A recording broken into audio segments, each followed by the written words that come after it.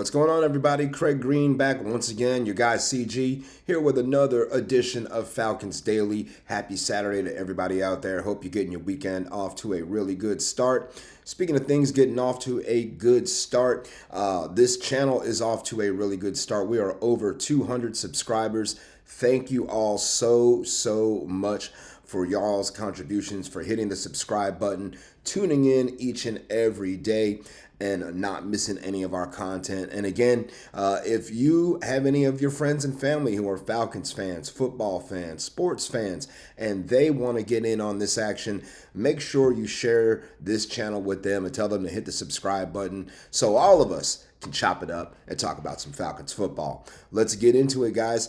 Raheem Morris kicked off this weekend's rookie minicamp with a press conference talking about his expectations and for things that he wants to see going forward, and kind of set the tone for what the media can expect and what fans can expect to go down this weekend. So basically yesterday, you saw on Friday, that's when they did a lot of their work, their work on the field, so to speak. That's when they got all their groundwork in. They were doing some 7-on-7 drills, wearing helmets. I mean, no real team activities is what Ross said. It's going to be more just getting the guys out there, getting them acclimated and getting their feet wet. It's kind of like when if you just learn how to swim and you might have your floaty on and then you get your toes dipped into the water a little bit just to see if the temperature's right for you. And then you just kind of ease your way into the pool. And that's what's happening now with these rookies.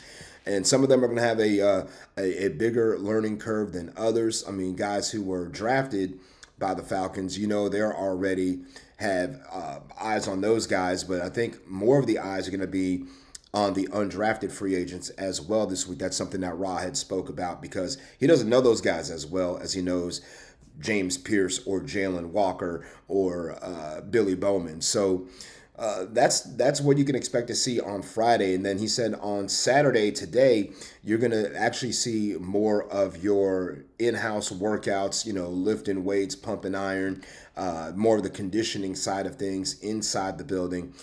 Media access to that is really going to be at the discretion of the media guru for the Falcons to determine if they want to let folks in and do interviews in that respect. But and then Sunday, I mean, it's pretty much just a wrap-up day.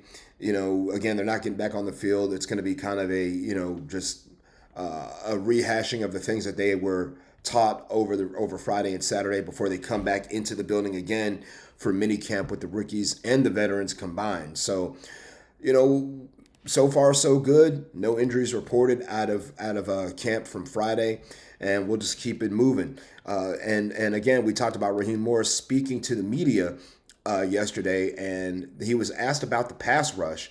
And that pass rush and basically the lack thereof of it, the low pressure rate, also the low sack numbers. That's something that we've talked about before ad nauseum as well. Ra was asked about how to get the most out of the pass rushers and how to fix things and to get after the quarterback better. And Ra basically told the reporter, hey, the only way to change that is to change that. I mean, I kind of like that quote. That came directly from Raheem Morris on Friday. Addressing the pass rush issues, that's something that the Falcons need to get going if they want to have success defensively. And with that said, there is going to be some competition for snaps at edge rusher here during the rookie minicamp. Obviously, it starts with James Pierce and Jalen Walker, those two guys getting after the quarterback. And then when you bring the veterans in, there's going to be competition with Arnold Ebiketie, with D'Angelo Malone. Those guys are going to come in as veterans, and they're going to want to have a say. How many snaps they get, how much the rookies play or don't play. But again, I like Ra's philosophy on that. Basically, it's to the man to change it themselves. You really can't draw up one specific player that's going to get a sack every single time. And that's what he's been trying to convey. And that's what I've been trying to convey, really, when we hear things about play calling or the scheme or whatever it is. The guys just have to win. They have to do their job first and then worry about everything else after that, But again, plenty of competition for snaps at edge rusher. You got Leonard Floyd, you got Ebiketie, you got D'Angelo Malone. Don't forget about Braylon Trice as well, coming off the edge. Or even Caden Ellis at times will be lined up on the outside to rush after the passer. Zach Harrison as well, coming off as a defensive end in this new scheme under Jeff Ulbrich. So lots of competition at snaps for edge rusher. Will the Falcons do a better job getting after the quarterback in 2025? I feel like already I feel better about the guys on paper this year than I did last year, and that's even with having Grady Jarrett in the building. So, I feel like we're faster, we're younger, and probably even a little bit stronger, also smarter and a little bit older as well, too. So I'm excited to see what the Falcons can do from a pass rush perspective. I mean, they were 30th in the league last year. That's not going to cut it. They need to be right around 45 to 50 sacks, if you really want to give Tampa Bay some hard times in the NFC South. We talked about James Pierce, and we talked about other rookies. Now, remember, 4 of the 5 Falcon rookies from the draft class signed their rookie deals on Friday. The only one remaining who has not signed his, James Pierce, has not signed his contract as of press time right now. Any concerns about James Pierce's deal on my end? No. How about you? You guys tell me. Are you worried that James has not signed his contract yet, but the other 4 Falcon rookie draft picks have? No, not really. I think it's just going to be more of a formality. I mean, he was in the building yesterday. He was working. He spoke to the media, said he's getting acclimated, and to not only the Falcon way, but to the Falcons themselves. I mean, he's from North Carolina. He said he grew up more of a Panthers fan and only really watched the Falcons when they played the Panthers. So he got to see 2 Falcon games a year at a minimum. So no concerns really for me about James Pierce's contract unless he stops showing up to rookie camp, or if he's not there at mandatory minicamp when the veterans are in the building, then I would be a little concerned. But as of right now, to me, much ado about nothing. Speaking of more things that Raheem Morris had to talk about, he talked about the edge rushers. He talked about what to expect during the rookie minicamp. Again, he talked about what to expect during the rookie and veteran minicamp. He talked about how the rookies can acclimate themselves to the veterans. One thing he highlighted was letting the veterans take their seats first before the rookies sit down. He told the rookies, all you guys stand against the wall, let the vets find their seats, and then you plug yourselves in. So they're already working on the chemistry. They're already working on getting these guys on the same page and some veteran respect as well. So, and speaking of rookies and veterans and respect and things like that, another thing that Raheem Morris brought up was Jalen Walker, who also spoke to the media as well yesterday. And Ra thought that Jalen Walker could possibly be captain material for the Falcons.